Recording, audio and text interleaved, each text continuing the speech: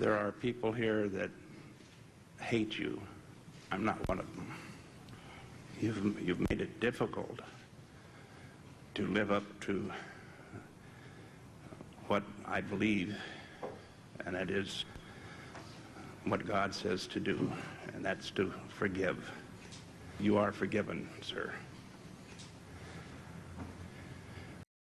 Gary Leon Ridgway, born February 18th, 1949, known as the Green River Killer, murdered numerous women in Washington during the 1980s and 1990s, earning his nickname when the first 5 victims were found in the Green River. Gary was born in Salt Lake City, Utah, to Mary Rita Steinman and Thomas Newton Ridgway. He has 2 brothers, Gregory and Thomas. Gary's home life was somewhat troubled. Relatives have described his mother as domineering and have said that young Ridgway witnessed more than one violent argument between his parents. As a boy, Gary had a habit of wetting the bed. His mother would often be the one to discover the accidents and would bathe him immediately. She would belittle him and embarrass him in front of his family. From a young age, Gary had conflicting feelings of sexual attraction and anger towards her. As a young child, Gary was tested with an IQ of 82, signifying low intelligence, and his academic performance in school was so poor that at one point in high school he had to repeat a single school year twice in order to attain grades decent enough to pass. His classmates at Thai High School describe him as congenial but largely forgettable. His teenage years, however, were troubled. When he was 16, he stabbed a 6-year-old boy who survived the attack. He had led the boy into the woods and then stabbed him through the ribs into his liver. According to the victim and Gary himself, Gary walked away laughing and saying, "I always wondered what it would be like to kill." At age 18, while in high school, Gary joined the Navy. After graduation, he married his high school girlfriend, Claudia Burrows, and was sent to Vietnam, where he served on board a supply ship and saw combat.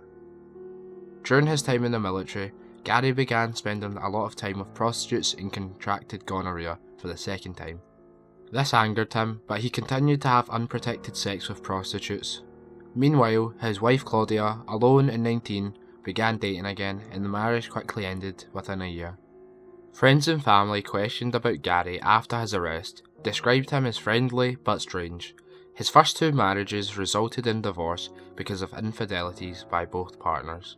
His second wife, Marcia Winslow, claimed that he had placed her in a chokehold.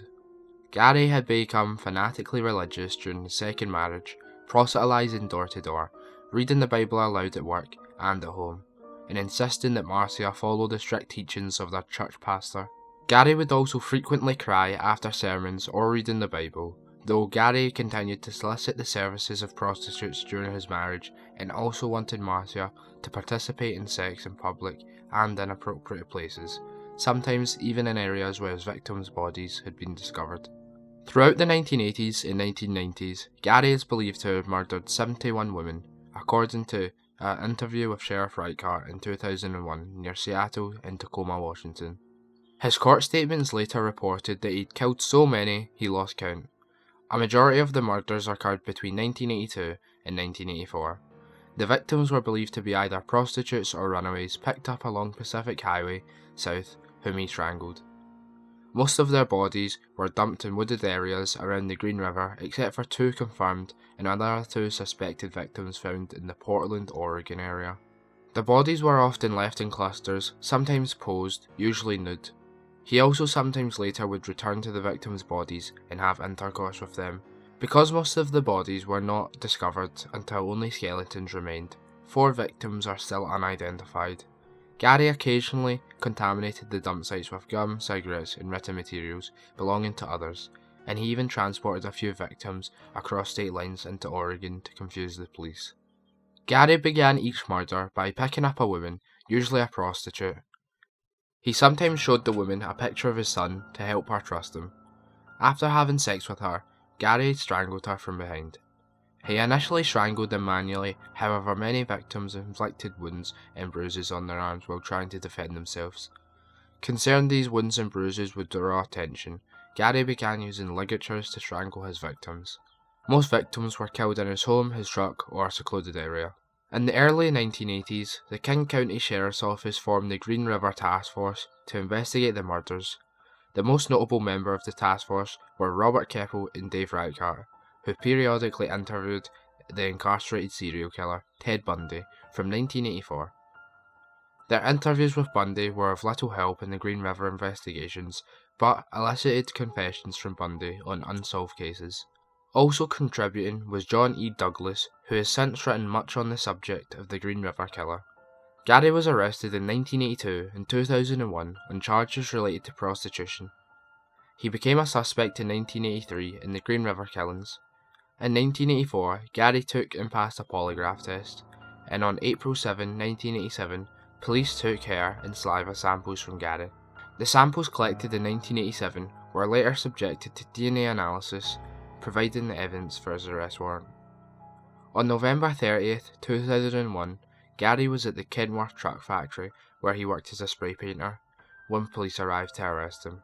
Gary was arrested on suspicion of murder of 4 women nearly 20 years after first being identified as a potential suspect. When DNA evidence conclusively linked semen left in the victims to the saliva swab taken by police. Gary was arrested on suspicion of murder of 4 women nearly 20 years after first being identified as a potential suspect when DNA evidence conclusively linked semen left in the victims to saliva swab taken by police. The 4 victims named in the original indictment were Marcia Chapman, Opal Mills, Cynthia Hines, and Carol Ann Christensen. 3 more victims, Wendy Caulfield, Deborah Bonner, and Deborah Estes, were added to the indictment after forensic scientists identified microscopic spray paint spheres as a specific brand and composition of paint used at the Kenworth factory during the specific time frame when these victims were killed. On November 5, 2003, Gary entered a guilty plea to 48 charges of aggravated first-degree murder as part of a plea bargain, agreed to in June, that would spare him execution in exchange for his cooperation in locating the remains of his victims and providing other details. In his statement accompanying his guilty plea, Gary explained that all of his victims had been killed inside King County, Washington, and that he had transported and dumped the remains of the 2 women near Portland to confuse the police.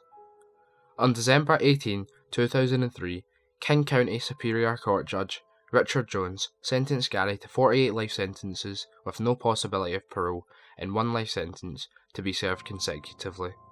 He was also sentenced to an additional 10 years for tampering with evidence for each of the 48 victims, adding 480 years to his 48 life sentences. During Gary's time in court, the relatives of his victims were given the chance to say something to him. Whilst they all took that chance to shout at him, one man named Robert Rule, father of victim Linda Rule, surprisingly came forth, and just as Gary was ready to hear more insults, just like he received from the others, Robert instead told Gary he forgives him. As soon as Gary heard this, tears flooded from his eyes, which for me is extremely interesting. It makes me believe that perhaps if Gary grew up under better circumstances, he would never have done what he did.